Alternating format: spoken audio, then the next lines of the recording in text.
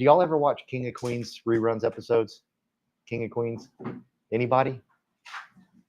Samuel? Long time ago.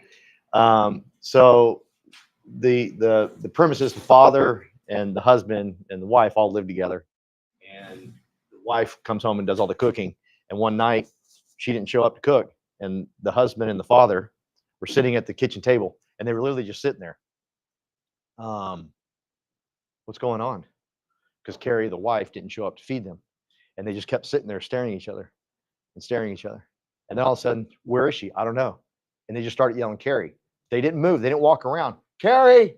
And then he would yell, Carrie, Carrie. And they keep doing that.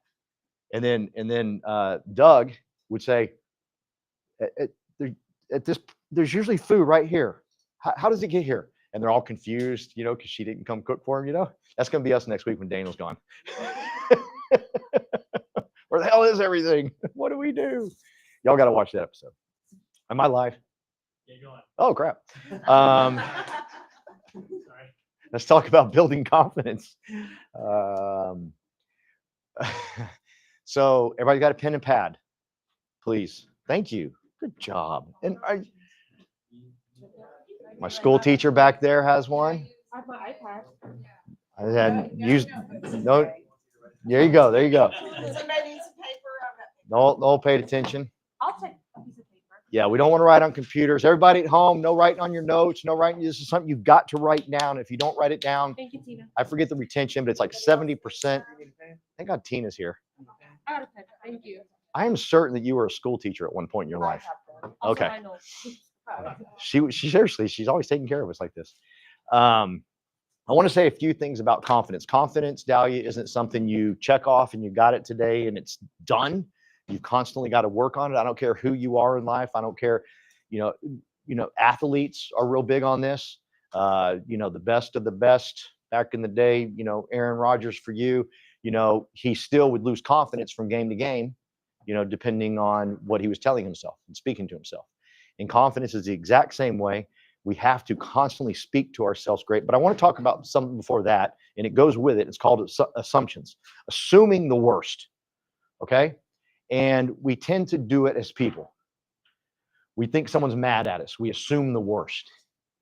We assume that when we're recruiting somebody, they're going to say something like, ooh, I've heard of EXP. And you assume they're going to say something bad, as opposed to assuming they're going to say something great. If you would assume they're going to say something great, chances are they'll say something great. It's crazy. Just assume that everything is going to work your way, as opposed to assuming it's going to go bad. When you're dealing with what are some questions that a customer might ask you on a listing appointment where you might think it's negative? Give me some ideas. I'm talking to another real estate agent. Okay, what else? I keep throwing them out there, but I'm pretty new. You guys have been here a while. Why is your fee so high? Do I got to pay 3%? What else? Do I have, or hey, not why is your fee so high? Maybe they just say, am I going to have to pay 3% and am I going to have to pay 3% for the buyer? Okay. Y'all with me? How high can I list it for? How high can I list it for? Okay. That's good. What else? What's your experience? What's your experience? So I'm pretty new at this. Amanda, are you new at this? Yeah. How long? Fresh? Okay. I got licensed in February. Okay. So I'm not too far behind you. And no one's asked me that question, my experience. No, that's me either. Yeah, it's awesome. It's awesome. It's just like usually a question. I just didn't want to scare any new people. Typically, no, they don't. Have they? Anybody asked you?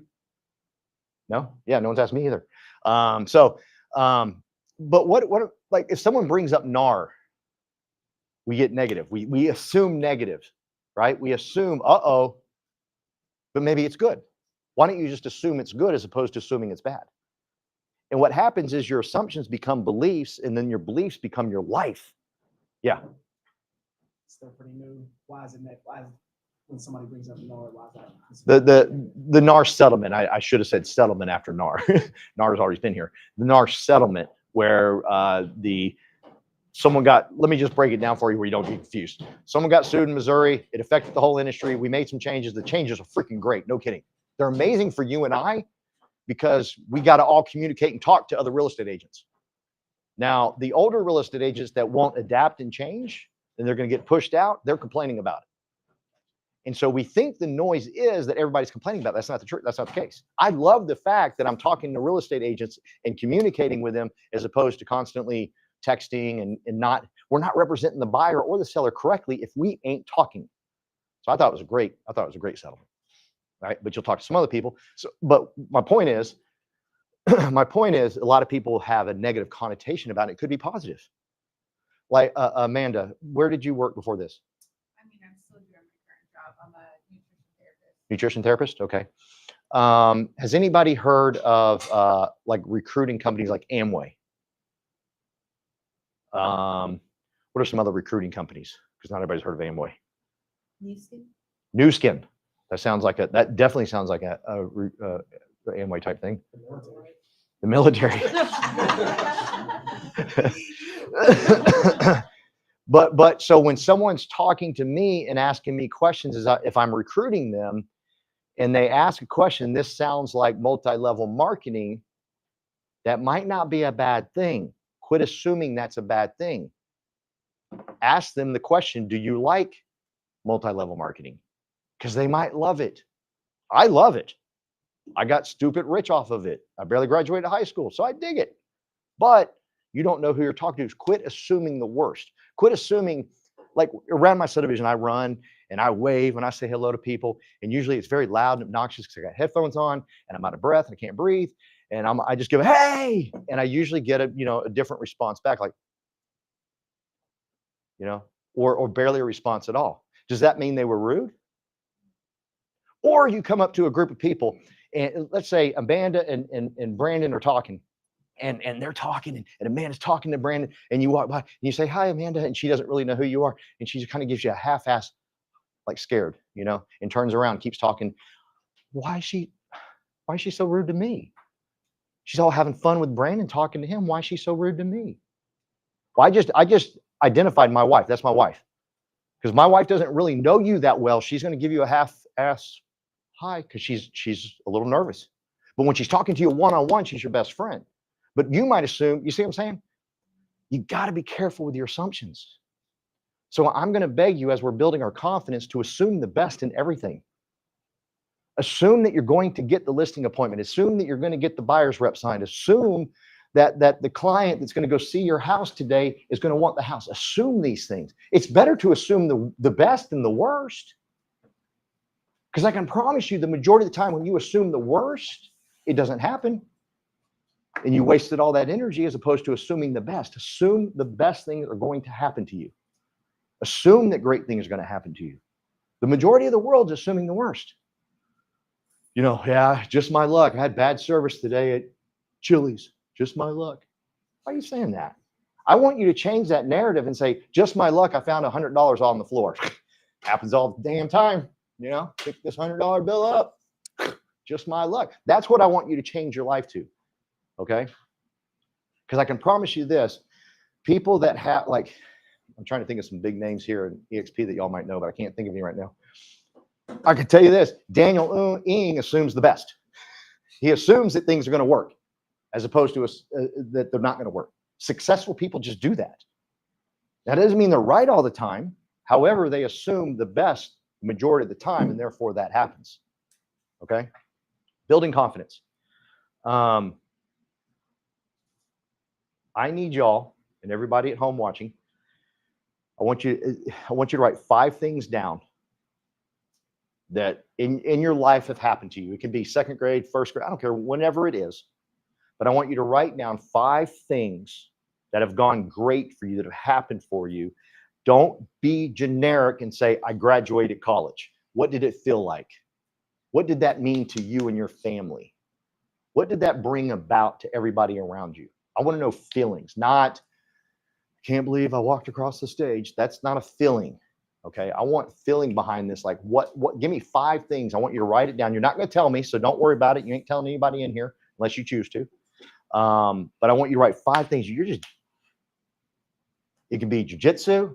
It can be anything. Okay, business, private, anything. Okay, write those 5 things down for me.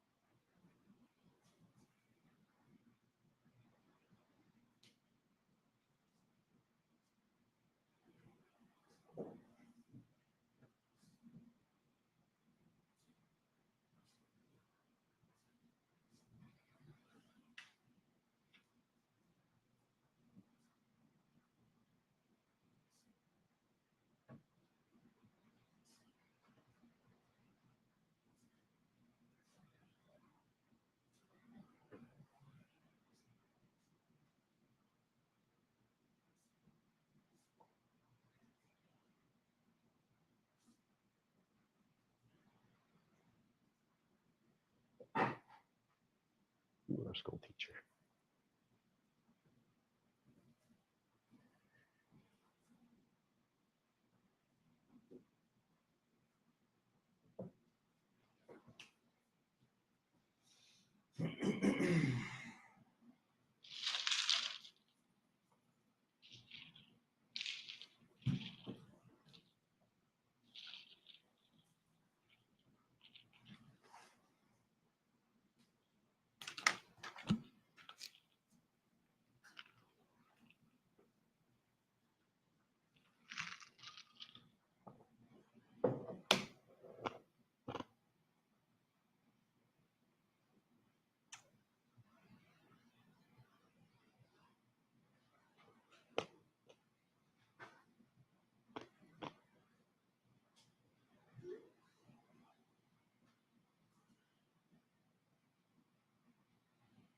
Amanda, are you done?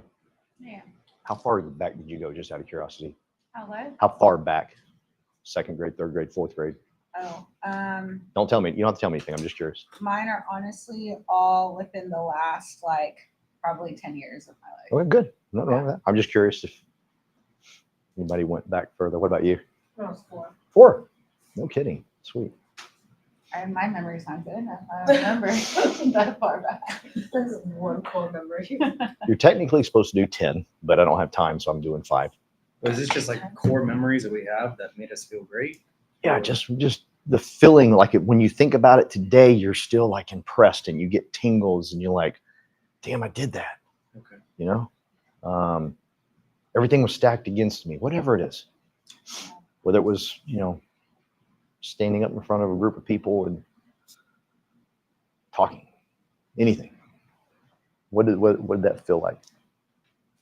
Like, how did you feel, Scrib, the day you did the plan, that the rest of the day? How'd you feel? Felt like the man. Yeah, see, that's what I'm talking about. You got to have those feelings.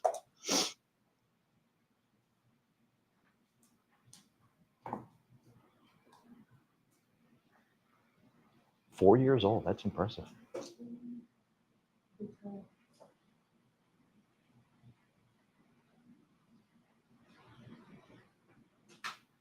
Doggy, you good?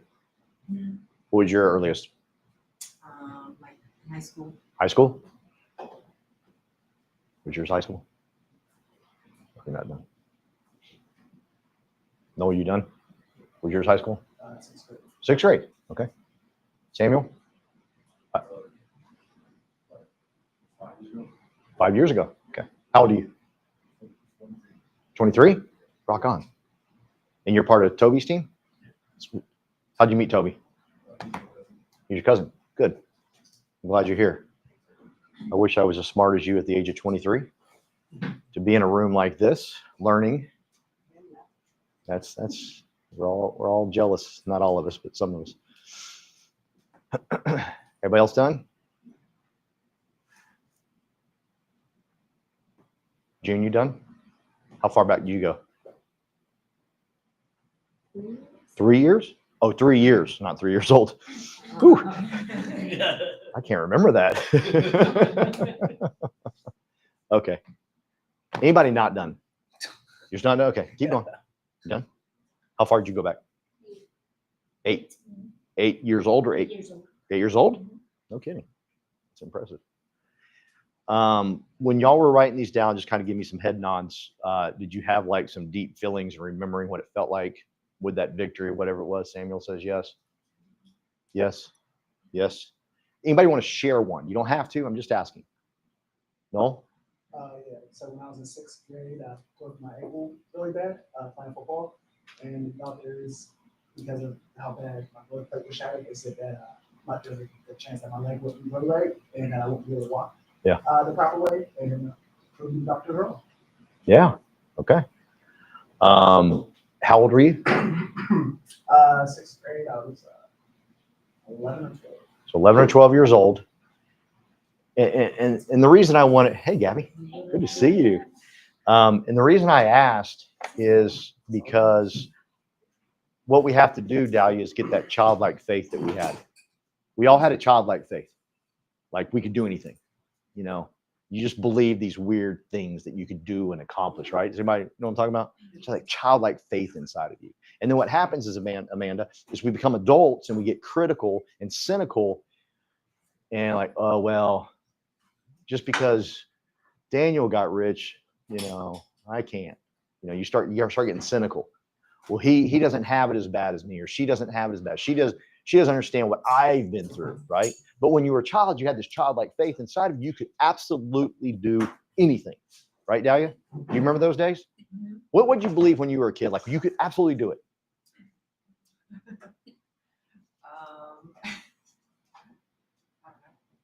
Well, I'm going to give y'all one and let y'all think about it. This is a goofy one. This is how goofy I want you to get. Me and some friends decided we were going to get in the Guinness Book of World Record and hold the longest softball game. Don't know why. It makes no sense whatsoever. And we only had a couple of parents that believed us. A couple thought we were idiots, right?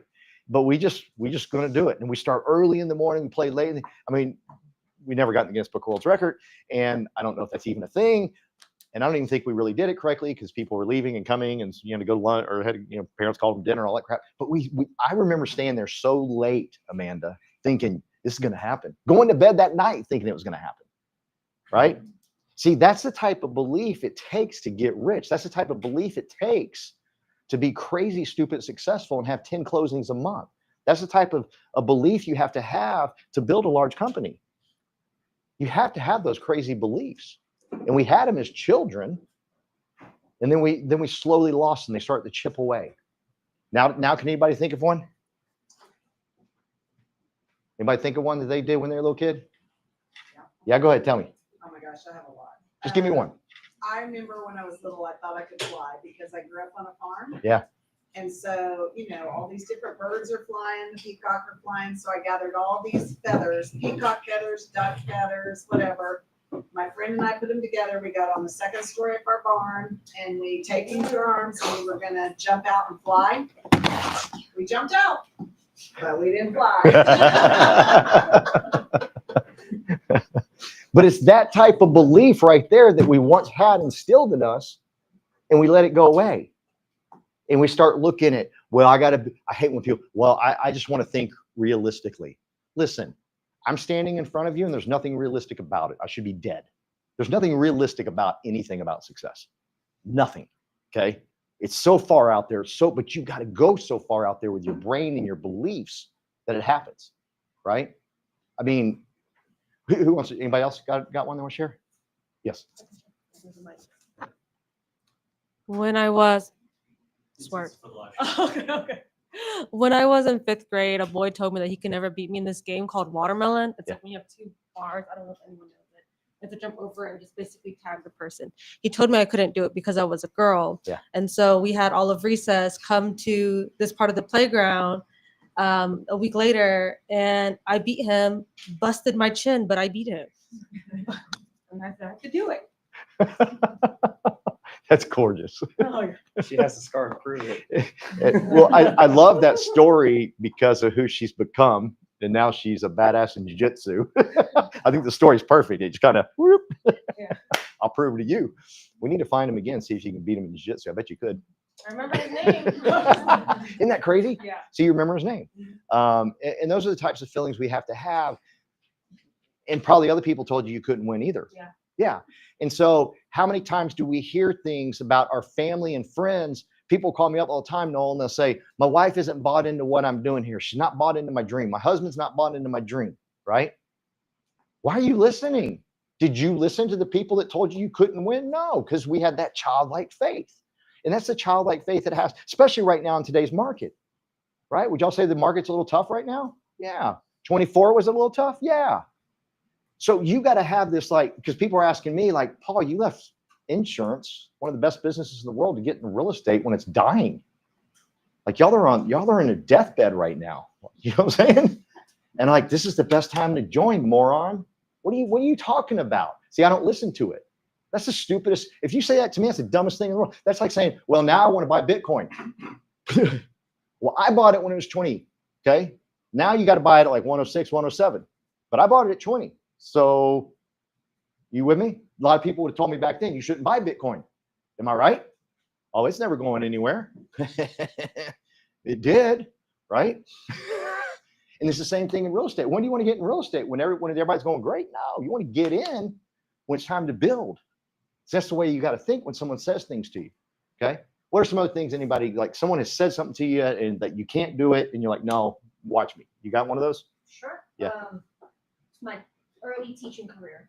So I was in college, went to TCU. My professor said, you should not be teaching math. You shouldn't be doing any type of teaching. So it really crushed my dreams. I went out there and kicked some butts. Got TIA recognized recently. And just looking Give her a at- hand for that. Yeah. Huh? Yeah. I said, don't tell me I can't do things. And that's the belief. That's why you're going to be successful in real estate, right? I forgot we had another school teacher here. Do you ever watch online when we're doing this? I'm trying to. Okay, because I've been giving Dahlia some seizures by my spelling up here on the board. So now you can jump in and get a seizure, or y'all can help each other, hold each other. But I was going somewhere with that, Samuel. Oh. So that's that thing. Someone told you couldn't do it. Be like, no, I can do it. So like we watch the news and we're like, oh yeah, that's just the way the world's going. Why are you following them morons? You know what I'm saying? We're different than that. We go this way. Y'all with me? But you got to have that confidence inside of you saying, no, I did it when I was young. I can do it when I'm old. Does anybody have a cool story like that or any of these stories? Anybody else want to share? Scrib? You don't have to be young. You can be older. I mean, I feel like everyone says I can't do it all the time, but I end up, doing it. But one thing that comes to my mind, I just remember when I first got into real estate, my grandpa was like, hey, don't do it. Like, it's hard. You're not going to be able to do it. But in my head, I was like, just you wait, it's happening. Okay. So that's what pops in my head. Okay. So we have confidence when some people tell us they can't do it. Gabby? All my family say, don't move to United States. Yeah. You can make it along with the kids. And I have the confidence and pray a lot. Mhm. I have a scare in that time, but you need to make the decision and be, Mhm. with your beliefs. So this same confidence that y'all are talking about, I know everyone else got it too, but that same confidence you have right there, you've got to take into every buyer or seller appointment. Would you say, and be honest, your confidence is that high when you go do a listing appointment? As high as, you haven't been on one yet? What about buyers, trying to get a buyer rep? Right. Was it as high as when people told you couldn't teach? That was pretty high, yeah. It was really high when you were, okay, good. That's unique. Thank you. Anybody else? Me, I fight with that. I'm like, I'm real confident over here, but then I start to do something and I start to weaken myself. Anybody like me? You start to weaken yourself because I don't know enough. I don't know everything. I don't know all the terminology. But then I have to get myself out and say, wait a minute, screw that. Screw that. Look at what I've done in life. And I just start reminding myself of what I've done. Here's the problem with the majority of people in here. You're going over all your failures. You're going over all your failures when you walk into an appointment, especially if you start getting hit with some objections. You're thinking about where you failed. You're thinking about where there wasn't success. You might not be thinking about a failure, but you might be thinking you didn't get success this one time. Therefore, I can't get it again. You're thinking about that as opposed to thinking about all the wins in your life. Maybe you don't have a win on the listing appointment side.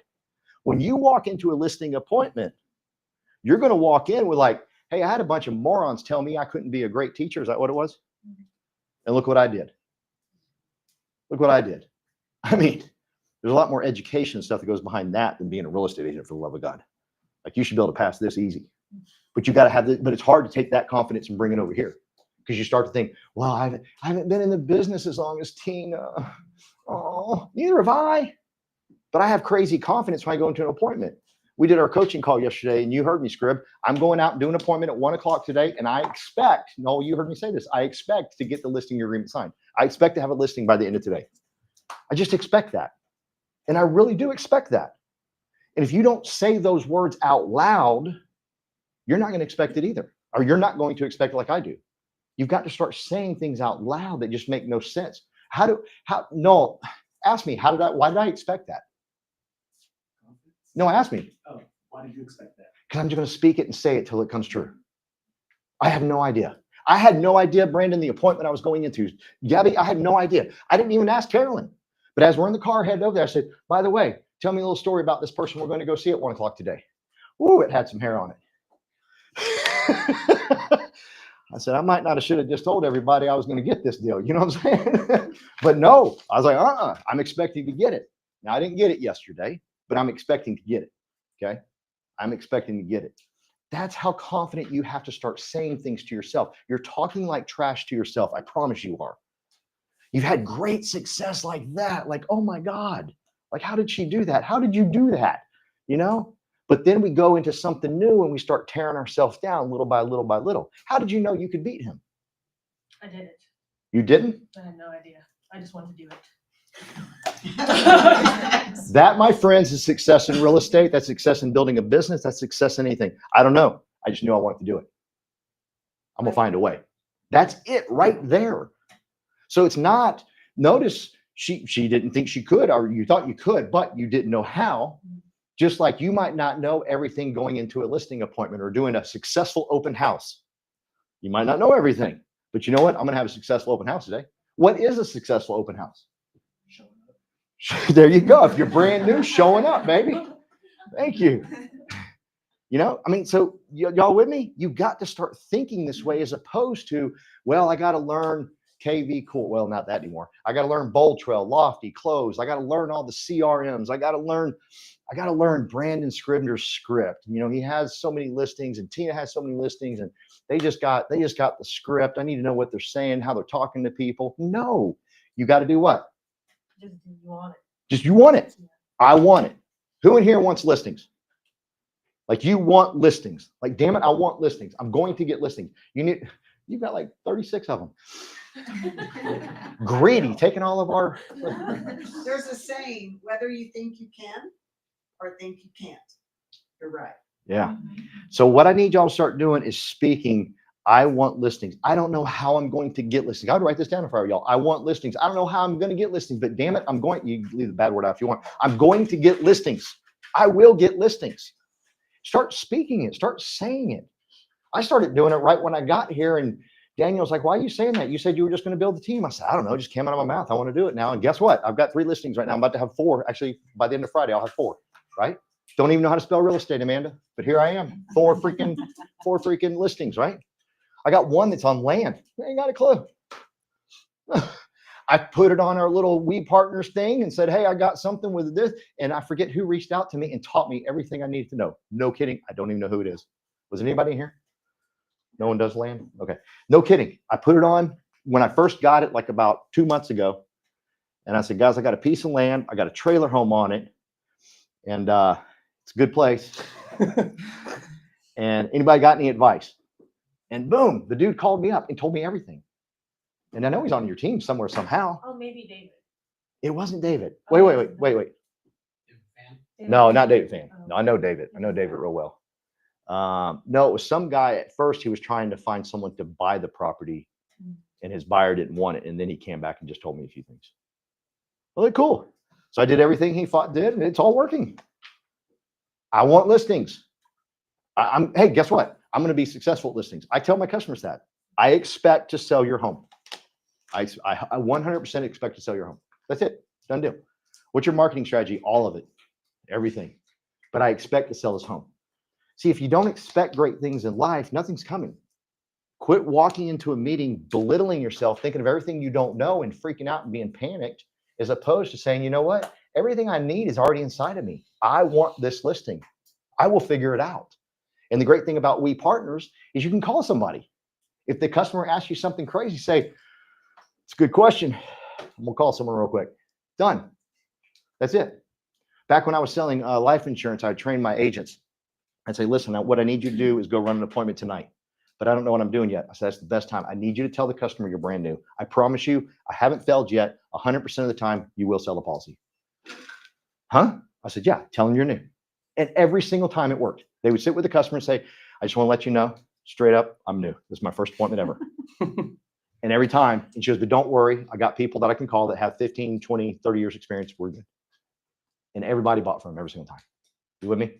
And that just, now everybody went up to the challenge. Not everybody did it. people would get chicken and scared. Oh, I don't want to do that. They would say things like, I don't want to embarrass myself. And I'd say, wait a minute, didn't you tell me your why is your kids? See, if your why is your kids, you would run through a freaking fire, embarrass yourself. Get out of here. You know what I'm saying? Don't embarrass you. You can't, they can't, your why can't be your kids if you're afraid to go tell someone you're new, right? So give it a shot, Daddy. The next time you're on an appointment, just let them know. You'll be my first listen. Good news. I got this guy, Brandon Scribner. Oh my God. Dude is good. And he's right there on the phone call. I can call him and talk to him. I got Tina. She's going to help us.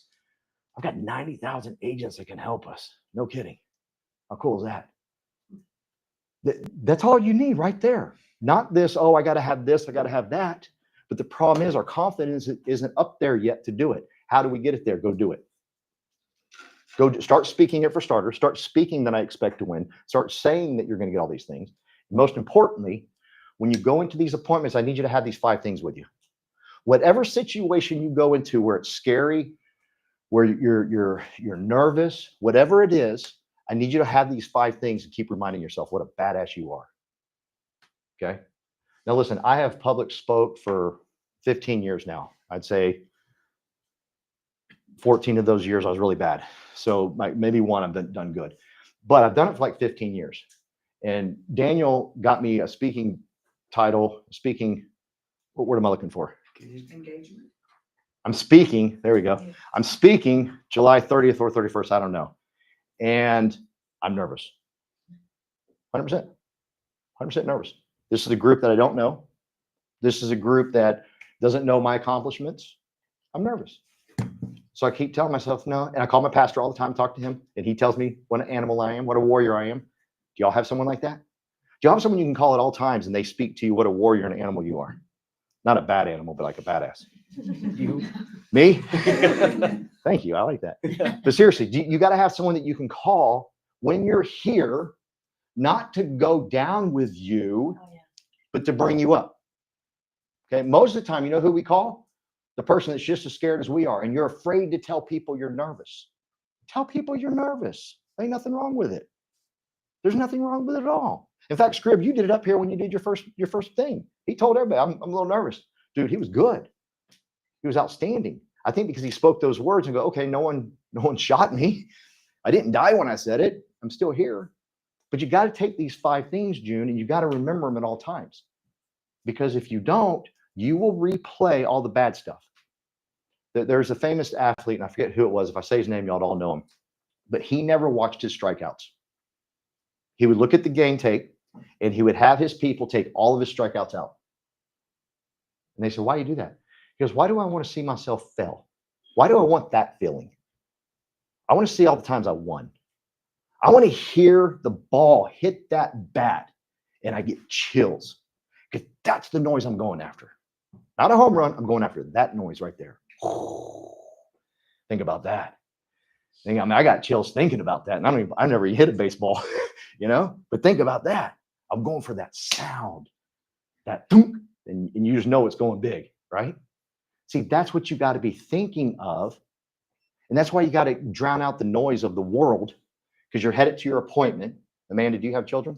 No. No. Well, for us that have children, Amanda, when we're headed to the appointment, we're thinking about the kids. We're thinking about the wife, the husband. We're thinking about everything going on in the world. Our interest rates going down today. I think a lot of us are thinking about that today. Right? I think he speaks today, right? Powell speaks about. He said no rate cuts. He said no? Yeah. This all go home. No, I'm excited. He said no. You know why? Because our competition just got weak. Our competition said, uh-oh. Hey, let me tell y'all something. There is a famous golfer. He'll come to me in a second. Any golfers in here? Who's the guy that won many British Opens? His name will come to me as I'm telling you the story. But he won 5 British Opens, which is unheard of. And the British Open, at some point in some time, there's always, not always, but there's a lot of times there's rain. And they asked him, what do you do? What is your mindset going into? Y'all need to listen to what I'm telling y'all, because this is big. What is your mindset going into the British Open? He goes, I pray for rain. I pray for rain. And the sports announcer was like, what the hell's wrong with you? This is already one of the toughest courses in the freaking world, and you're praying for rain? He said, yeah. Because every week when I go to tee up, I'm only playing about 25 people. That's it. Now, keep in mind, there's a lot more people playing, but he knows his competition is what? 25 people. He says, when it rains, I've got maybe 4, maybe 5 people I'm competing against. Damn. I got chills telling you all that. Like, that's the way he's thinking.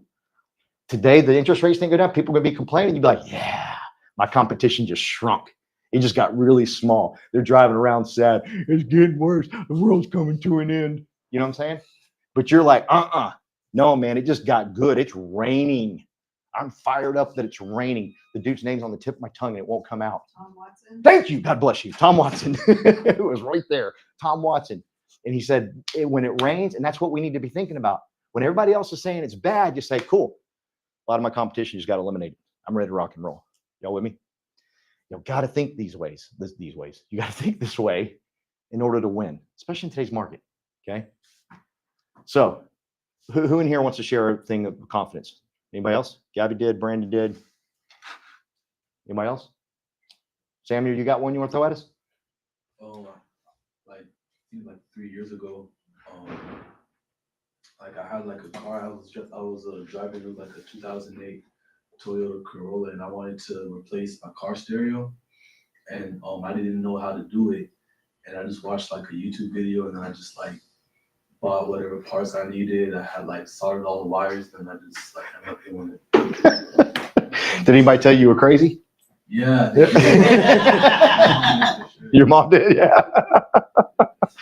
But you wanted that radio player, right, in that car, and you were going to find a way.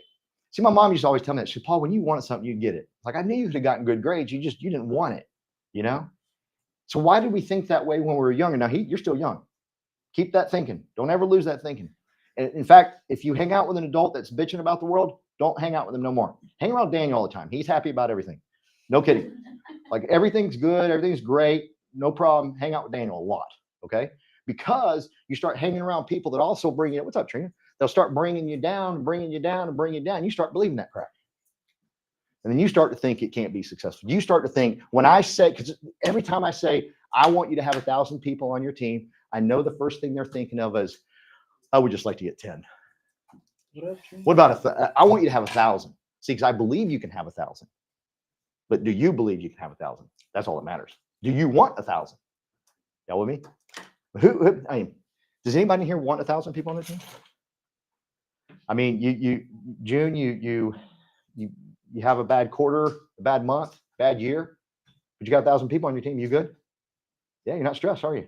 Now, when you have, Amanda, when you have 1,000 people on your team, income's always coming in. You have a salary. People always tell me they want a salary. I want a salary. I want a salary. Build a team. It's a salary. No kidding. It's just constant. Just keeps coming in, right? And then what happens is when you go out in the field, you're relaxed. People buy from relaxed. People don't buy from someone that's uptight and scared and worried about the next commission check, right? Because you can feel that, right? You can sense that. As opposed to like, you know what? So let me ask anybody in here want to answer this question. Why are you doing real estate? Because I hated my previous job and lifestyle at that time. Yeah. This was something new Yeah. I could try. What do you tell your customers? Why I got into it? No, what if a customer asks you like, why real estate for you? Or you're meeting someone in the elevator, say, and they say, what do you do for a living? What do you say? Real estate consultant? Real estate consultant? Yeah. Do you got anything else? No. No. Anybody else say anything different? What do you say, Tina? Well, if I have enough time, I tell them my full why. And it's because for me, I was abandoned as a newborn. I was raised by my grandparents until I was 10. Then I went to go with my parents. Home was not a joyful place at that time. And I always told myself when I got to be an adult, I wanted to be able to open my home for other people. And I wanted home to always be a respite. And so I got into real estate because I wanted to be able to impact people with their decision and help them in their choice to buy, find, and sell their home. Because it's the most cherished place that you get to impact the most number of people usually in your life. And so I absolutely love what I do. I love being a part of that. That's good. Y'all need to practice and get something like that. What do you do when you're recruiting? What do you say? Can I help you? It depends on the person. Can I help you? Sure. I'd say exactly what you just said. I mean, I do say that a lot, but. Yeah, because recruiting, you're not, because what happens is when we start to go into the recruiting mode, man, is we start thinking we got to recruit this person as opposed to just telling the story. Tell that story. Who in here is more impressed with what she just said, wants to help her? Because I did not know that about her. You said you were abandoned? What does that mean, abandoned? My mother was a teenage mom and she left me with a babysitter for a week. And when my real father went to go find me, they had to search for a week before they found me and finally found, there's a whole nother long story to it. Anyway, they finally found me. My dad and my grandparents finally got me. That's a whole nother story. And so your mom did not raise you? I've never known my real mother. Who in here is closer to her right now? Like definitely wants to know more about her, wants to help her succeed in life. Who in here wants her to succeed in life? Like big time. To know that her mother didn't raise her and then she said, I didn't even know my mother. Dear Lord, right? See, these are the things you got to tell people when you're recruiting and you're talking to customers, because then they're like, oh, whoa. And that's why you also got to find this out about your customers and the people you're recruiting, because now you'll work harder for them.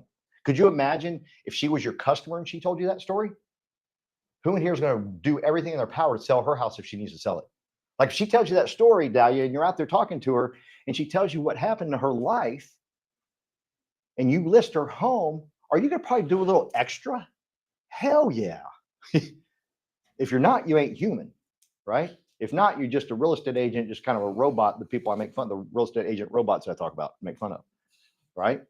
You can't be that way. You got to be like, oh my God, like we didn't even know this about her, Frank. And now we do. So you got to ask yourself, how many customers do you have that you haven't really gotten to know yet? Like you haven't gotten even to know them. I mean, we just found this out about Tina. We already knew she was special, Gabby. She comes in here and teaches us every week and tells us something great. We knew she was special already, but now to know that her own mother didn't raise her, whew, I can't imagine. My mom raised me, my dad left me. So it's like, it's the opposite. I couldn't imagine not having a mom. I'd be cool without the dad. That's crazy, right? So what does this got to do with confidence? Well, what are you telling your customers? Are you trying to put on a show of how smart you are and how great you are and you drive a Mercedes? They don't give a crap about your Mercedes. You know what I'm saying? You care about it. They care about your story. Does anybody here know what Tina drives? I don't. I don't give a crap. Please tell me it's not a Mercedes. Honestly, can I just say, if you're going to work with your client, it's not as much about your story as theirs. If they feel heard and, special, then you're the person they want to work with because you made them the most important thing in that conversation. Ugh. I had a sales agent. I might have told y'all the story already, but he would tape on the back of his laptop right here. He would tape a picture of his grandbaby. And I said, why do you do that? And he said, because my customers want to talk about my grandbaby. I said, no, they don't. They want to talk about their grandbaby. Exactly. And that's why your sales suck, because you think it's about you. It was Reed. Oh, wow. I like Reed. He was a friend, so I could tell him harshly, dude, take your picture off. They don't want to hear about your baby, just like she said. And plus, you need to know about them because you'll work harder for them once you get to know them. Now, if you're building a team, definitely tell your story too, because people work harder for you. Like when Scribb told me his story and told me about his father and everything he's been through, I'm like, dude, his whole team needs to know this story because they will gather around and help him. You know what I'm saying? You got to have that. So confidence, please have a childlike faith, whether you're recruiting, whether you're buying, selling, whatever it is, whoever you're talking to, and don't be afraid to say, hey, I'm new at this, but I understand people. I get people. And here's what I can tell you about people, Amanda. We're all jacked up. Every one of us is jacked up. We all have jacked up thoughts. When we go into something, we have jacked up thoughts. We think less of ourselves. You know what I'm saying? We got to be different and say, you know what? We're going to start talking great about ourselves. We're going to start building ourselves up as opposed to tearing ourselves down. Okay. Any questions on confidence at all? Now, this is a lot longer. This is like a 7-series deal, but today I need y'all to have these 5 questions. I would put them, I'd hang them. Now, if you're saying to yourself, not 5 questions, sorry, the 5 things you wrote down, if you want to go revisit them and say, you know what, there's something more powerful in my life that I need to feel, like you need to feel it, then cross one off or just add one, okay? but always have these with you to remind yourself what you're made of and how powerful you are. Please, I'm begging you. Because as humans, we will tear ourselves down in a heartbeat, just destroy ourselves. But then we have that one win, Dahlia, and we feel powerful, right? We feel strong. I got this. I got this. How is it we lose it so quickly? You know what I'm saying? Like, how is it that we lose that feeling so quickly? It's because what we're saying to ourselves. It's what we're speaking to us. It's what we believe in ourselves. It's not what we're expecting in life. Expect great things. Expect to win. Who in here is expecting to get a buyer this week? Who in here is expecting to get a buyer this week? I am. I'm expecting to get a buyer this week. I got an open house I'm doing in San Antonio, so I'm expecting a buyer this week. If you're doing an open house and you're not expecting a buyer, you haven't been listening to me last hour. You tuned me out somewhere. You were thinking, thank you. I'm expecting, you know what? I've already said that. I already told my business partner, Carolyn, I said, we're going to get multiple offers this weekend. I said, I ain't going to price it too high. I'm going to price it just a little low. I'm getting multiple offers. We're getting out of San Antonio. I love San Antonio, but I don't want to go there every weekend and do an open house, right? So I'm going to price it just right and get the heck out. I'm going to tell y'all something. This is freaky. This might freak y'all out, but I don't care. This morning, I was running, and during the summer, I hate it. You know what? I love it. But my times go up, and just to run 5 miles is like, it feels like 13. Okay. And so this morning I said, I'm going out and running 5 miles a day. I'm going to run 5 miles a day. Going to run 5 miles a day. I got to mile 3 and I started talking to myself. I'm at mile 3. I didn't even look at my watch. I knew it was at mile 3. I knew it. Here I am, Samuel, talking myself out of it. It's hot, Paul. It's okay. You're having a hard time breathing. You're freaking 55 years old. Maybe you slow down. You know, you start having all those stupid conversations with yourself. The same stupid conversations y'all have with yourself when you're buying or listening and all that crap. And I'm having a bad conversation. And I said to myself, no, I'm doing 5 miles a day, damn it. I'm going to hit 5 miles a day. I got to. I don't want to go into September and October and marathon season and be behind the 8 ball like I am every September, October. I'm going in strong. I don't care if I'm walking. But then at mile 4, I was doing it again. And then I said to myself, June, if I run all 5 miles today, this is a side note. I got someone that owes me some money because I bought into his business and he's not paying me and I'm really pissed off about it. I said, this Friday, when he told me he was going to pay me, he's actually going to pay me. That's what I said to myself. But you got to run 5. I don't know why I tricked myself like that. Saying that's stupid. You know what I'm saying? That's just stupid. But I did, man. I tricked myself. At 7:52, I will show everybody the text just to prove it to you. At 7:52, he wrote, please call me. 7:52, please call me. Right? I finished at 7:53. 5 miles. Swear to you. I got chills. I was like, holy crap. Because he never asked me to call him unless he don't want to talk to me if I can't pay you this week. You know what I'm saying? And so I was like, okay, he wants to talk. This has got to be good news. I just made a deal with God that I run 5 miles and it came to fruition. And if y'all think that's crazy, you'll never get rich. Now that ain't gonna make me rich. That has nothing to do with anything what I'm talking about. But I say that to myself with other things I'm doing in life. Are y'all speaking that way? Like, if I just do this, this will happen. I know it'll happen. If I make my $40, if I make my $75, if I make my $250, it's going to happen, right? Poor Trina, when she was working for me in the old business, I said, hey, drive out to Midland. I said, drive out to Midland. It's a 5-hour drive one way, 5 hours back. I said, set 20 appointments. I promise you'll be successful. You can't beat the numbers. Numbers can't beat you. She goes out there, comes all the way back, didn't do well. Yeah, numbers was kicking my. I said, go again. I'm telling you, you go out there, 20 appointments. I promise you. And man, on Sunday, I'm like, man, please call me and tell me it's good. You know what I'm saying? And she comes, she's still a little angry about this. And I think she did 4 weeks in a row, right? Was it 4 weeks in a row? Yeah. So 4 weeks in a row, she does that. Yeah. 5th week, jackpot. Her confidence level went up. She became, she started walking a little differently. That's the year you qualified for Hawaii. Barcelona. That was the year she qualified to Barcelona. Her and I went to Barcelona together, not Barbados. Okay. Where's Barcelona? Spain. So we go to Barcelona. That's where Dana's going. Oh, I got a side note. I can tell y'all a funny story. Well, okay, but what I'm saying is that 5th week, Brandon, she hit it hard. And I mean, she made more commissions. I think that weekend you made the whole time the whole, I mean, it was just crazy. But I just kept saying, go, go, go. Because I kept expecting it. It's going to happen. It's going to happen. And it did. And she won Barcelona. Side note, Daniel, you just need to know this because you're going there. Trina and I like to wake up early and go for runs on the beach. And we go running on the beach. Is it okay if I tell the story? Okay. And we go. She wasn't very confident. We go for a run on the beach. And what was funny is when Trina and I were leaving the hotel, people were coming in from partying. No kidding. I mean, you can tell they're partying. They're holding each other. Me and Trina like, thank God we don't do that no more. And so we run and we're running and I'm running and I'm looking and I don't know if she's seeing what I'm seeing, Samuel. And I'm like, there's naked people out there. And I'm with Trina, my female agent, you know, I'm like, huh, why couldn't this have been Scribner or somebody? You know what I mean?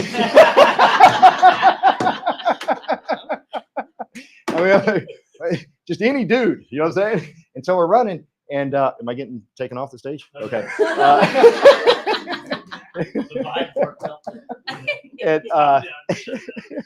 And I see another one, like fully naked. I'm like, whoa.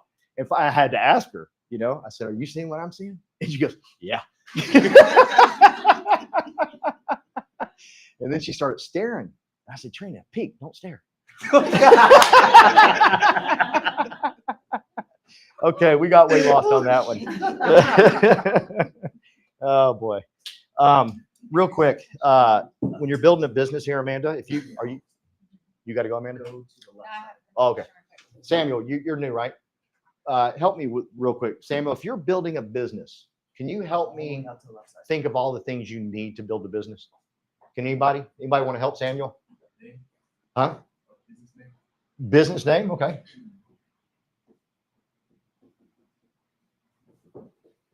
What about a building? A building? Like Daniel's got this building? Building? Trina, you got anything you can think of? Building a business? What do you need? People to, No, I'm talking like material things. Oh, okay. Yeah. like people. People, yeah, you need people, but I'm talking like the expenses. Like what do you Oh. need? A phone line? You need phones. Phones? And computers. Computers? Computers, software? You got to hire someone to answer the phone, Samuel, right? So you need employees. Marketing. Marketing, you got to pay rent, right? Ooh, insurance. Got to have insurance, right? Oh, this time of year in the Metroplex. Conditioning. That's right. Yeah, we'll just put electricity. Actually, it's just, what am I doing? Customers. Signs. Ooh, signs. That's good. cards. I'm going to quit. I'm not going to call it electricity because I don't know how to spell it. I'm going to call it money. You need a lot of money to pay for the electric bill around here in June. Signs. What else? Now you're building a real estate company, right? You're a broker. As a broker, Daniel's the only one in here I know that's had a broker business. Did you have like a lawyer on standby that you could call? You have to have those. He's got a lawyer. He's my tenant. He's downstairs. So he's got a CPA. CPA. God bless you. Yeah. CPA lawyer. And that lawyer ain't cheap. Like just to talk to him. Like they're all friendly and you thinking it's cool and they send you a bill. Like, holy crap. Your jokes weren't even that funny. You know what I'm saying? I need to quit talking to you and quit laughing at your stupid jokes. You think they're being friendly. I got the nicest lawyer in the world. Bull crap. He's charging you. CPA, lawyer, what else? Anything else we can think of? Huh? There's so much. Yeah, there's so much. And really in this right here, you know, most brokers, they're like one lawsuit away from going nowhere. I mean, just disappearing. Just one lawsuit. That's it. Boom. Off the face of the earth. And so there's a lot that goes into building a business, especially this business, right? Would y'all agree with me? And so Gabby, when I tell people that you get to build off of this platform that Glenn has graciously built for us to build off of and use, now what do you need to build in this business? The platform, what do you need? Discipline. You need discipline. Just about everything up here. Yeah. You need discipline, you need confidence, right? Phone and a laptop. A phone, a laptop. So those are your expenses, and $85 a month. Yeah. Phone, a laptop, $85 a month, and a desire to win, right? Time. Yeah. Amanda, let me show you something.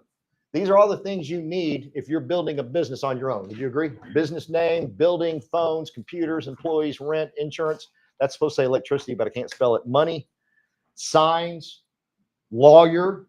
Like, no kidding, Amanda. Most people are one lawsuit away in the broker business of being out of business. One lawsuit to take them out, especially with TCPA going on right now. I don't even know what that stands for, but I hear people say it sounds cool. You can't call people or something. And CPA. You with me, Amanda? So there's a lot to build a business. Now, here in this deal, to build a business, like we said, we need desire, phone, a laptop, marketing. Here, I can do marketing right now. Let's go live. You know what I'm saying? There's your marketing right there, huh? So you just need your phone, huh? If you're listing, you're gonna need some signs. You need some signs. When do you need signs, though? Huh? When do you need signs? I got a lot of my new people call me Listing, when you get the listing, when you get it signed, the agreement signed. Absolutely. I got a lot of people that say, "Hey, I need to get my signs." Why?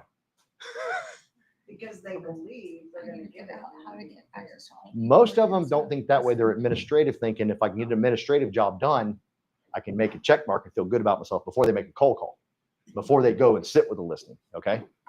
So these are all. So, but in this business with this model, Samuel, is we have the opportunity to use everything that's here. So what do we have here? We have lawyers, right?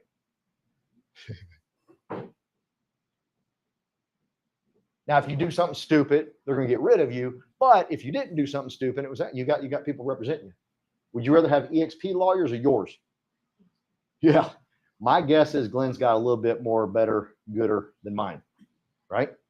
What else do we have access to? Tech support. Tech support. Oh my gosh. This is the one that I love. We got access to the brokers. Brokers with an S, not broker, not the one person in the building that we all have to go to and talk to. We got access to brokers. Like, have y'all called the brokers on the hotline or gone into the world and talked to them? Yeah, just go do it. Find a question and go ask them and see how easy it is and see how knowledgeable and how helpful they are. Dear Lord, right? Transactions coordinators. Transaction coordinator? Yeah. EXP offers you one? Yeah. You can afford it in each transaction. Oh, okay. Yeah. But EXP doesn't give that to you. Oh, yeah. That's for you over Okay, here. okay. Yeah, that's something you need. Oh, there's the CRM. Oh, Awesome. Website. CRM. I would say. CRM. CRM or CRMs? CRMs. You get to choose whether you want close, lofty, or Bold Trail. Bold Trail. You get to pick which one you want. If you're out by yourself, oh man, the stress. What if you pick the wrong one? What did you pay for yours? $1,000 a month? $1,000 a month when she was by herself. How much do I pay for our CRMs? $85 a month, right? That's insane to think about. We got Canva, Website. a website, Training. Yeah. Collaboration. Go Paul. Locations. we got the team, Networking. networking. 20 different softwares. Software. 100%. All right. I mean, How about reps? Okay, so we're going that way now, okay? So think about this. You open a broker. You're the broker, Frank. And you got 20 agents paying that you're paying. Now you need an accounts receivable and accounts payable department. Y'all know how expensive that crap is? I built the business once. I went broke fast. Because now either you're the AR or the AP, or you hire someone to say AR or the AP. Oh, IT. You got it. Who's doing the IT, right? Not you.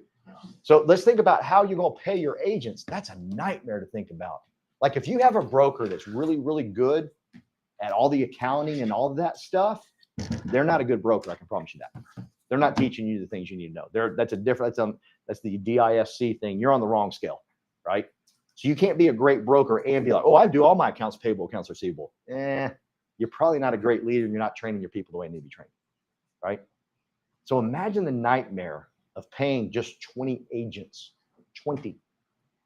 Daniel's got 300. Who wants to sign up for paying all of Daniel's 300 freaking people?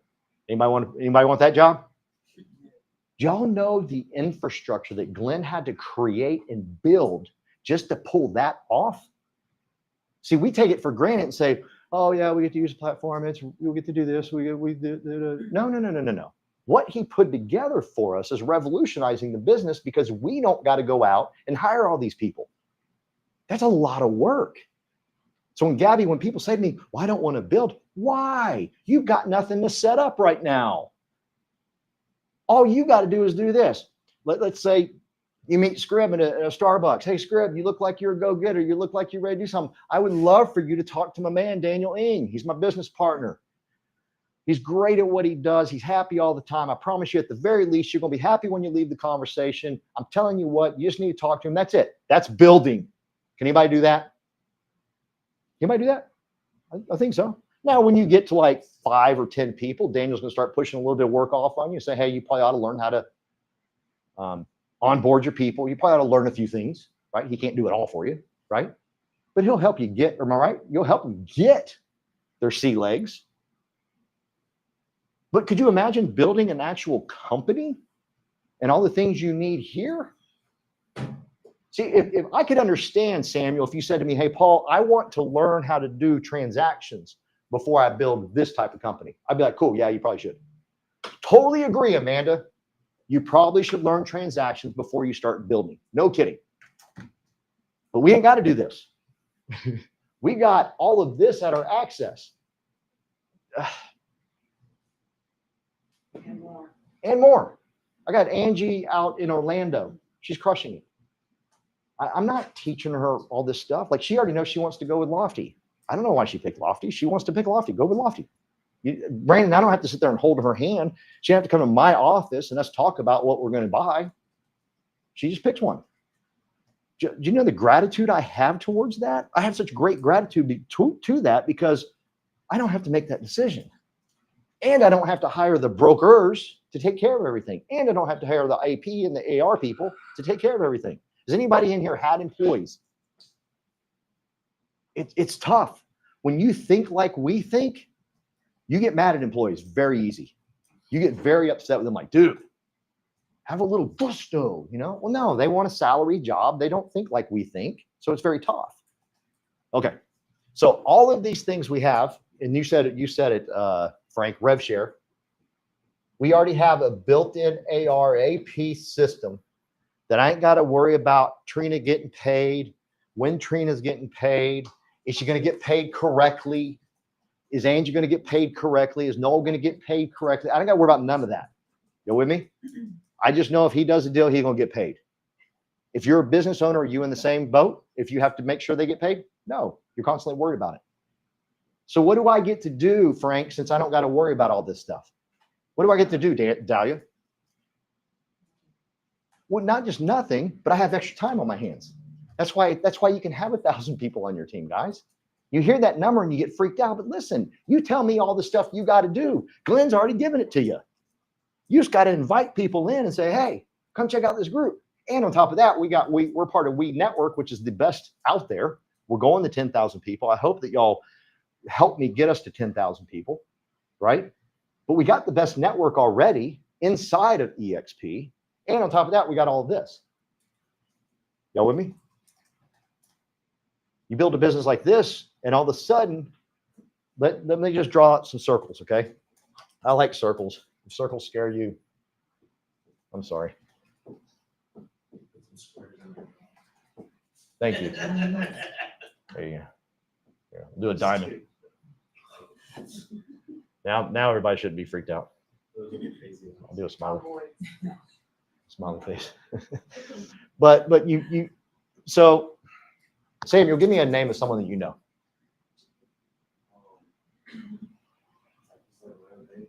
Just a name. Just someone you know. Julia? How do you know Julia? Coworker? How long y'all known each other for? A year? Okay. So all you need to say to Julia, Samuel, is this. Hey, Julia, have you ever thought about, getting into real estate or building your own business? Almost everybody says yes to real estate. Can y'all agree? I mean, just about everybody you talk to, have you ever thought about getting real estate? Almost everybody's thought about it. Doctors, lawyers, all the way down there. Everybody has thought about real estate. Okay. So Julia, have you ever thought about that? Oh, you have? I need you to meet my good friend, my business partner, Daniel Ng. He's going to go over what we do and how we do it. And if nothing else, he's a great person to know. He knows half of Plano, or if not all of Plano.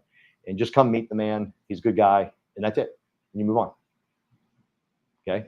If you try to sell her EXP, you're in trouble. Don't do that. Just talk to her about the people. People join people. People join people. They don't care about the EXP is great. We're the best in the world. No one better. I'll get in a fight with you about it. But I'm telling you right now, they join people. Okay. Dahlia, do you know anybody? Just give me a name. I'll give you a name that I gave you last time. Yohaida. Yohaida? How do you know Yohaida? She's my coworker. Coworker? Okay. And so you just say, Yohaida, hey, has she been up here? Have you gotten her up here yet? No? Have you asked her? No. No. Just say, hey, come up here and meet everybody. We're doing a barbecue, whatever we're doing. I just want you to meet everybody. That's it. And do me a favor, Yohaida. Will you see? I'm excited about it. Let me know if you're, I'm excited about it. Let me know what you think. That's it. Don't say nothing else. And get them here. And you have no idea what will transpire. Melvin, who y'all know, Melvin came here because he said to me, Jennifer, he said, I want to be a transaction coordinator. I said, cool. Awesome. I want you to come meet everybody. That's it. That's all I said. And he came up here and he met everybody. I introduced him to Daniel. Him and Daniel talked about, I don't know what they talked about. I left and I went back to talk to someone else. And then afterwards, he goes, yeah, it's pretty cool. He showed up to the next meeting a couple weeks later, then showed up again. He comes to me, he goes, I'm going to do this. Not once, Frank, did I say, are you going to do this? Not once. He just kept coming up here. And now the man's on fire, freakishly on fire. He's part of Tina Call's co-sponsor stuff. Is that how you say it? And he's calling expireds, FSBOs, and he's got a program, a platform already set up that it's incredible. And he's just getting started. And he's already cold calling expireds and FSBOs. He's brand new. Y'all with me? What did I do? I said, yo, come check us out. I want you to meet Daniel. That was it. I said, someone might hire you as a transaction coordinator. Now, I was thinking to myself, you better than transaction coordinator. I think you could make a little bit more money, but that's what you want to do. Cool. And now look, and every week, Dahlia, no kidding, he's got a new person on the Zoom for me to talk to every week. And I love the way he does it too. Don't everybody try this. Hey, Paul, tomorrow at 3, we're talking to so-and-so. I'll be like, oh, shit. But I figure it out because the man's on fire. You know what I'm saying? I mean, I know what he's trying to do, what he's trying to build, and I know who he is. So it's like, okay, let me try to figure this out. So I figure it out. You with me? That's how he's doing it. Not of this, hey, what time can you do it? Hey, would you ever do a meeting for me? You got to be a little forceful. Like, don't tell me, well, I told Daniel about this guy named Jimmy, and Daniel never did anything. Daniel's busy. Tell Daniel, hey, can you do 3 o'clock tomorrow? He's going to tell you yes or no. Y'all with me? Okay, I went off on a different route there. So right here, so who in here knows someone, like give me a name that you know someone you're thinking about recruiting, but you haven't said anything to him yet? Be honest. Yes, Frank. Brian Davis. Okay, you didn't have to give me the full thing. So Brian. Oh, we need to talk. I was Oh, wow. on his team. I have tried to get him to come. Oh, wow. Okay, so Brian, let's call him Jimmy because y'all about to get in a fight about something. I just ain't got time for that. 2 years. So Jimmy, Jimmy comes in and Jimmy does what you say to do and just starts inviting people. Okay. And then these 4 start And this one does this.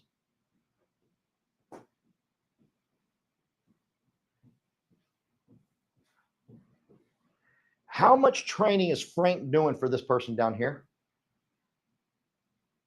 Probably none with our co-sponsorship. He's probably found someone through here to find the co-sponsor here, to co-sponsor here, to co-sponsor there. Y'all with me? Think about the power, the leverage that we had, that Frank has to this person way down here. What's Frank actually doing for that person? Well, I'm not saying he's not doing anything. Hopefully he's building a positive culture, right? That gets people to want to bring people. But let's say this guy or girl right here brings in 1,000 people.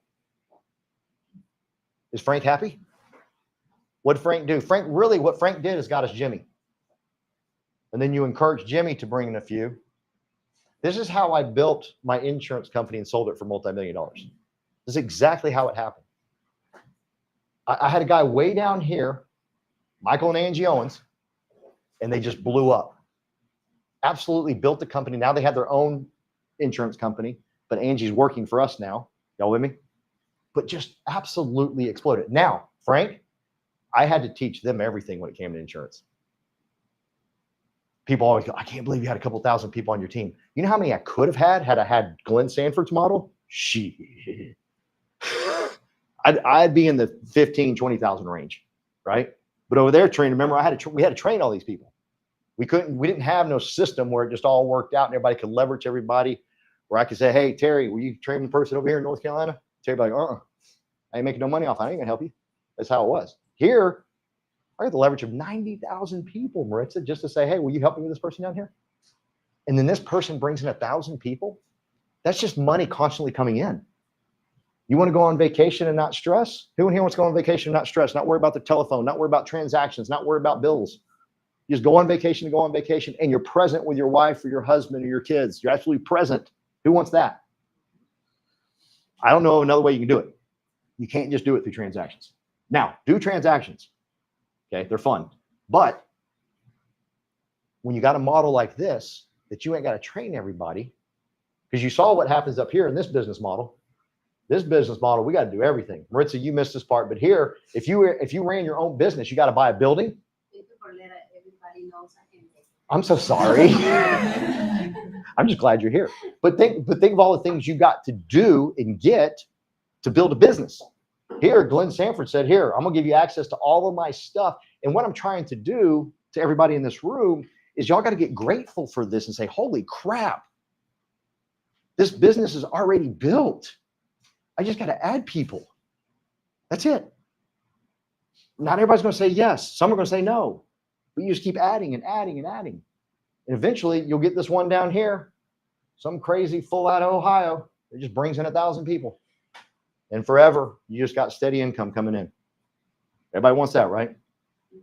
How much better are you doing transactions when you know that money's coming in? Like, I forget who I was talking to the other day, and I was recruiting her, and I said, she goes, well, I don't want to quit my job. I said, I don't want you to quit your job. I do not want you to quit your job, because then you'll get stressed and you'll start getting commission breath and you'll be bad. Keep your job, keep doing your gig, but at the same time, let's build some people for you, right? Okay. Anybody have any questions on this whatsoever? Brand new folks. Sam, you got any questions on this? Does it seem too good to be true? Yeah. I haven't met him yet to go over anything, so. Okay, cool. But once people see it. Good. So, but honestly, Samuel, too good to be true? Yeah, sounds good. Okay, I like that. Amanda? I'm just soaking it all in. So too good to be true, or you're like, that sounds pretty cool. I just really don't understand it still. I came from Keller Williams, so Okay. it's very different. Okay. So when I left my insurance deal and sold that company, and I met Daniel, and he said I could build a company. And when he was explaining it to me, I said, that's the same company I built in insurance. They're identical. There's more power here with this one. There's more people, the network, Daniel's network for starters, because I was brand new and I brought like 14 people in immediately. And they looked at me, June, like, what, I don't know what to do. We better ask somebody. Let's call TC. Let's call Scrib. We better call somebody, because I don't know what to tell them. Trini would be like, what do you want? I don't know. I don't know what this means. Let's go hang around the group. And everybody that hung around the group, they're successful. Everybody that hung around the group started just hanging around, they're successful. The other ones that didn't, they quit. Cool. So my point to all this, Amanda, is you just invite people in because then they get to use all of this stuff. I'm grateful to this stuff because I know what it's like to build a business. Therefore, I'm going to be successful. Like, I'm so grateful to what Glenn has built for us. I'm so grateful to what Daniel has built with We Partners and all the spirit and the culture around here. I'm grateful for that. So therefore, I'm going to build a big company. I'm just asking you to find ways to be grateful for it and realize, holy crap, if I go do this on my own, I'm going broke. I'm going broke. And Glenn Sanford, I say it all the time. I'm going to say it again. I'm going to end on this. If you read Apple's story, does anybody know that story of Apple and how they dominated and took over? Okay, so Apple, do y'all know what Apple's why is? Anybody want to guess? Anybody know? Their why is to change the status quo. That was their why. We are going to come in here and change the status quo. We're going to change everything radically. Okay. And oh yeah, by the way, we sell computers. Let me tell you, see, Dell told everybody how great their computers were. How many people here have a Dell or have a Apple product? Right? Everybody got an Apple product, right? Very few got a Dell. Who in here's got a Zen? Nobody. They went out of business. Zen was their iPod. What happened to the iPod? iPhone came in and had one button, done, over with, crushed everybody. But that's not why they crushed. They crushed everybody because what is their why? Change the status quo. Yeah, just change the status quo. Everything they get into, they're going to change the status quoa, whether it's computers, iPods, whatever it is. Do y'all know how they change it besides Scrivener, because he was on my call yesterday, and you, Frank? Does anybody here know how Apple changed the phone phone market? Does anybody know what happened? Any of y'all old enough to know the Motorola, the flip phone? Anybody know the flip phone? Even my young pit folks, you know the flip phone? Okay. So the Motorola, do y'all remember how popular it was? Like celebrities were endorsing it. I mean, everybody was about the Motorola, man. That was the thing. It flipped. What'd you say? It was the pink, blue one, and the silver one. Yeah. See, we all can, and it dominated the market so big time. You could have never imagined that it would go away. Like, how did that go away? Like, I mean, all the big celebrities were endorsing it and getting paid big bucks for it, right? And it just goes away. What happened? Apple came in and changed the status quo. See, when Motorola was in business, AT&T, Verizon, and T-Mobile dictated everything. They said, this is the way business is going to be. This is how you're going to do things. Okay? Apple came in and says, y'all ain't in charge no more. We're in charge. We will tell y'all how to do everything. Only AT&T agreed. All the other companies said, you won't make it. You won't survive. AT&T said, we're going to roll the dice on you. Do you think they rolled the dice good on that one? Because then what happened was he changed the status quo. He says, we're going to tell y'all how to do it because we are going to become customer based. We want the customers to decide what this phone can do. The customers will make the decisions, not the phone companies. Do y'all remember how much we used to pay for each time we text one like a character? Does anybody remember those days? You get your bill, it'd be different every month.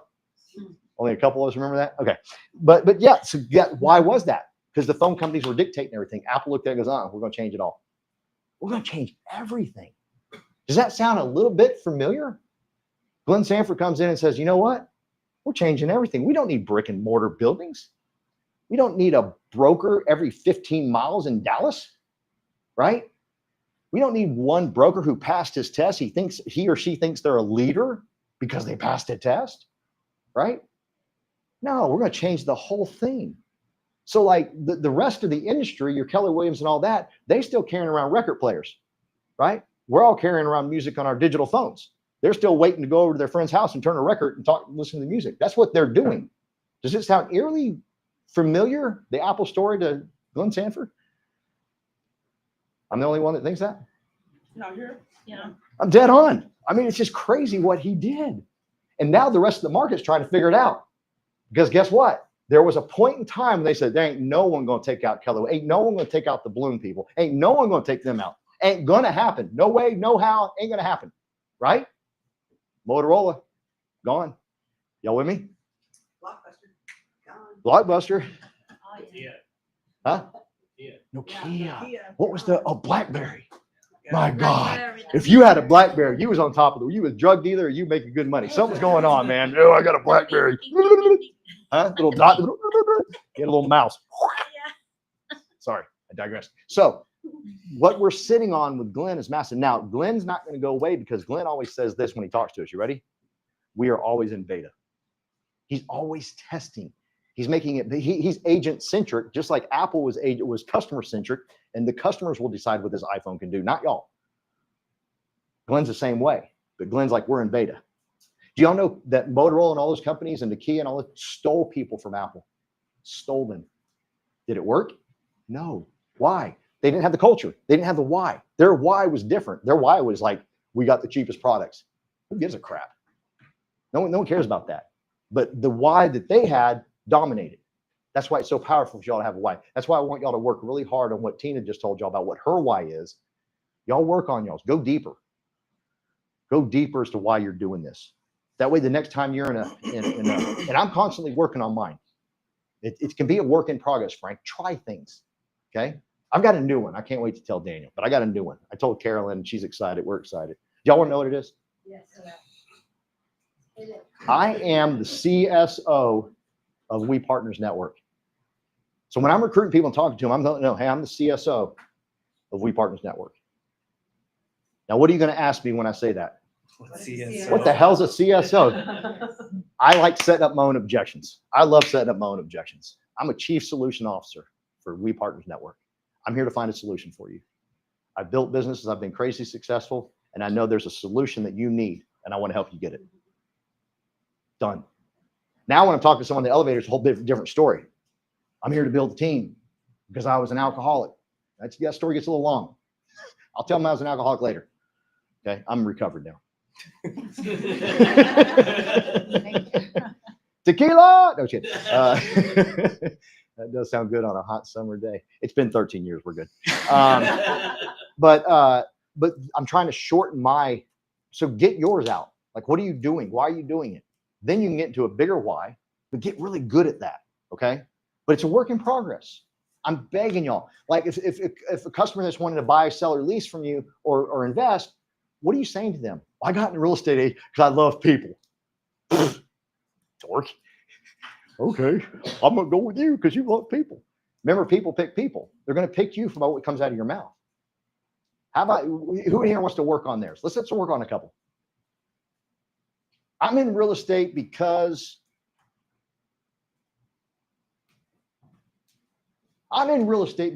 in 10 years, you're going to create memories in here. I want you to think of me. That's a good one. What do you got? Oh, you're about to say something, I thought. I am in real estate because I like to change lives. Okay. And I like to change my life, and I want to leave legacy for the kids. That's good. I want to change other people's life. Why? Not only to help you to buy a home, is to helping them to create their own thing. Yeah. Oh, so now you're in recruiting. I like it. Yes. Yeah, I'm talking about recruiting. Not only how to set that. I want to change people's life, putting in the new homes. Yeah. But I want to change people's life, agents. Yeah. So they create their own teams. Yeah. So recruiting, how to You- grow in recruiting. You know how much you'll change people's life with that attitude? So many. Because, and I'm going to bring my old mentor Fitz in here one day. I want y'all to meet him. But what he did to my life, think about it. You know what I'm saying? He rolled the dice on me, and my whole life's changed because of it. You know? And he helped impact my life, my kids' lives. You know what I'm saying? Okay. Anybody else? Thank you. Yes. I want to help people create the space to live an intentional life. An intentional life. Yes. I want to help people create the space where they help people create the space can to live in this. live an intentional life. This is more for recruiting. Yeah. But I think you could do that for both. I mean, I guess I can do it for selling or Yeah. buying or Yeah. I guess I could, but I was I just thinking wanna- about that for recruiting. My goal is to get y'all out of the habit of when people ask what you do and you say, I'm in real estate, I'm a realtor. I'm almost embarrassed to say it. I'm sorry. Don't get mad at me. But I'm a CSO. That's my new deal.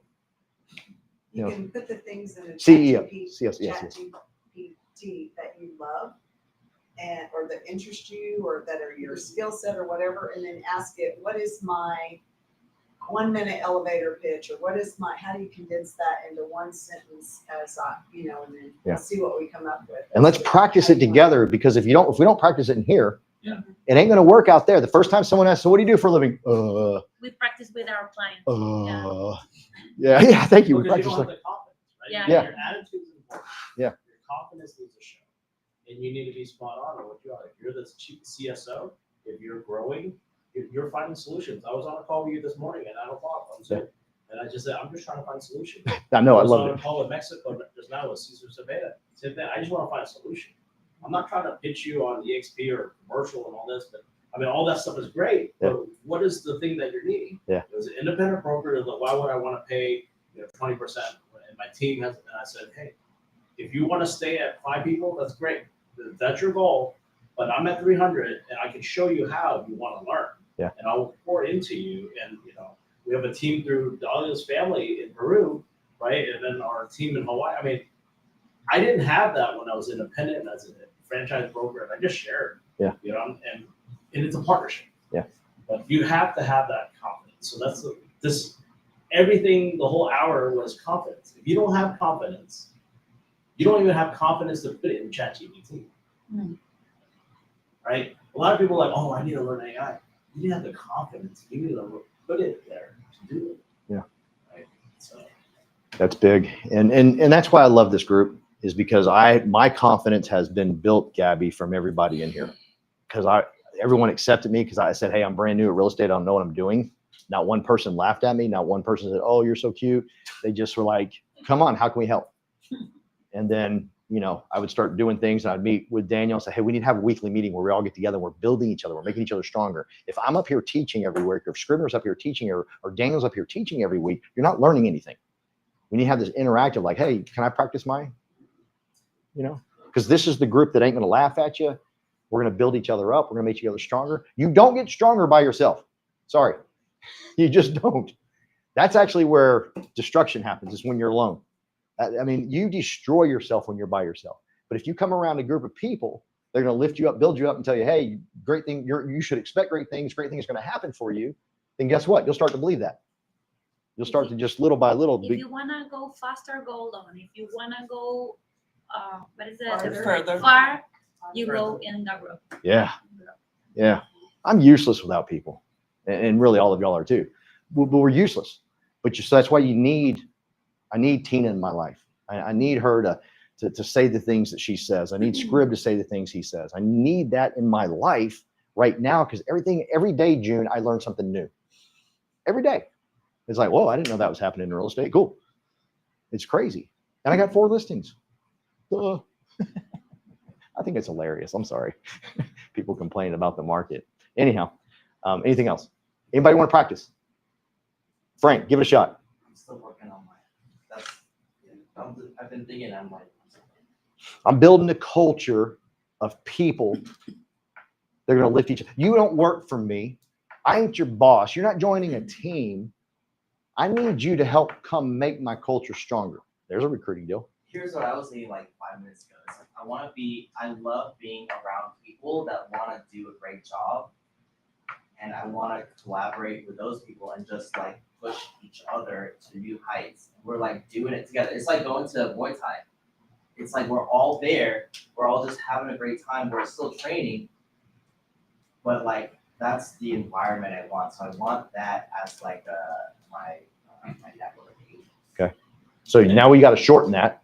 We got to figure out how to get that, when you're saying, hey, I'm building a culture of warriors. That's what I say. I'm building a culture of people that got a limp. I'm building a culture of people that have had some things go wrong for them. I'm building overcomers. I don't want to find the prettiest person that's got everything going great in their life. I want someone that's got the smoke of battle on them. That's what I tell people. Culture of growth. Culture of growth. There you go. We're building a culture of growth where we all ain't that smart until we come together and all of a sudden we're brilliant. There you go. I like that culture of growth. Anybody got anything else? Somebody want to practice? No, you want to say one? What are you building? Why are you in real estate? Very much of the thing that they can't make me play. Okay. Let's make that sound gooder. Sorry. I didn't hear what he said. He wants to do something with land. The resource of land is going to go away, or what'd you say? I want to own as much of the thing that they can't make more of. He wants to own the thing they can't make more of. Trina's lost, so you need to change that. And Trina's like an engineer. She's smart. She ain't like me. That might be your why, but when you're going to work with the buyer and seller. Yeah. Why do you want to work with the buyer and seller? What do you have to offer? Or recruit? I'll help you. I got a blue collar work ethic. I'm gonna get the job done. That's who I am. I was a walk-on in freaking college football. I'm a badass. Please tell me you put that on your list. If you didn't, I'm gonna beat you up. It's the very first thing. Okay. There you go, see? And if I can't beat you, there's a couple people join me. Well, I'll beat you. That's big. You've got that Rudy mentality. You saw Rudy, right? Yes. Okay, you got this Rudy mentality, right? I'm gonna get the job done. I don't got to know this. I got to know that. Was it Rudy, or did I say that wrong? Yeah, I was just thinking about nothing. Okay. Wanted to add a lot of new agents that I see. I've been in the industry for 20-something years. See a lot of new agents, and they don't get the right mentor. They don't get the right coach. I see a lot of top producers that get burned out. After year 5, they're doing 50, 60 transactions, and they didn't know how to build something correctly, and they get out because they're just tired. You know, they're scarred, and they get PTSD from doing everything themselves. So the vision when we created this was taking what I've learned, right, being an owner and all that, but able to help more people. I would just kind of calculate how much my expense here at the office. Yeah. It's about $25,000 a month. You take away mortgage, the patio. I spent $30,000 on the patio. You guys have that. You guys get to leverage that, right? It's all for you guys, you know. Of course, I get to have fun because I get to see you guys eat and smile and all that. So that's my enjoyment. But really, you know, you guys are so blessed to have a lot of partners here, and it's only getting better. You can ask me 4 years ago, and you're here in this room 4 years ago, a different story. But today is going to be different from next week and next week. Like this week, we've onboarded 8 people. And there are new people coming in. Amanda's new. Brinson just came in. Russell's coming also. And, you know, I haven't seen Josh for a while. I'm glad that he's able to come. And, you know, because we cannot be alone in this today. You have to, it's a partnership. If you don't believe, We Partners is your organization that you're a partner of, then this doesn't work, right? We're building it together. And if you don't want to run with this stuff, that's your choice. But we're running, and we already made our mark. It's in our vision that we're going to have 10,000, and you are a part of that. You know, if you're stuck, get unstuck. How? Talk to somebody here, right? Everyone is capable. It's not for me. I mean, like Paul would share, I don't need this. Right, my wife asked me, "Well, why am I doing all this hard work?" And she knows because I don't sleep. I'm constantly trying to improve because I also want to show my kids to work hard, but work smart. I have to be better. I have to, you know, hire certain things. I need to do more video. Even though you see me on social media, I'm still doing my own things. I need to hire those things out. Those are things because if I don't do it, guess what? You're not going to do it. Right? I have to set an example too. You know.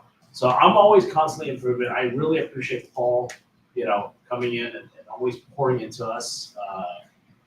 You guys need to understand what a blessing this is. And when you walk out this room, if you don't feel more confident, if you don't feel like you're blessed, maybe this is not the right group. But the thing is, you have to change that attitude. I can't change it for you. Paul cannot change that for you, right? Brinza can't change that for you. But we're here together to create something bigger. And, you know, yes, we need to do more transactions. You know, I do still do my leasing for my properties. I still do the lease renewals. I still negotiate. I still handle the back end property management stuff. Yeah, I had a fire in a shopping center this week I'm dealing with. I'm going to Barcelona. I'm glad my brother is in the business. So I said, Parker, here you go. So he had to deal with that. But you know, don't get stuck in wherever you're doing, right? Find your running partner. So going back to the business, find your running partner.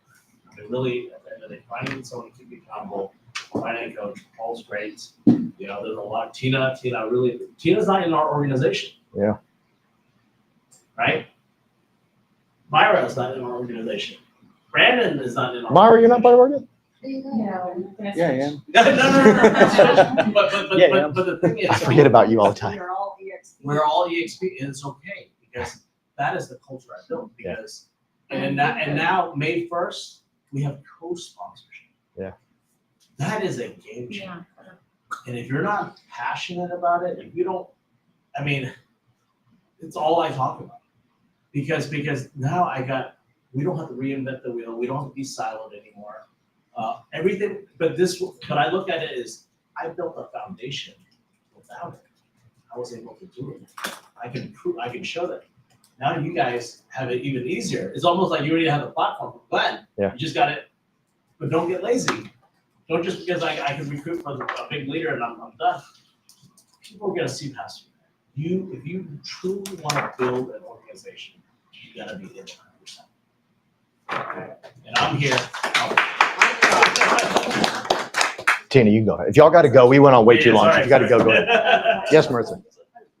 I just want to say, one thing that Daniel just say is, you know, sometimes you are solo in real estate and yes, you're a top producer and then you do everything on your own. And I did every year, thank God, my top producer and always personally, I was trying to, my company was more American and only few Hispanic, so I was putting my name in a Hispanic, like, I want to be that one, and I did.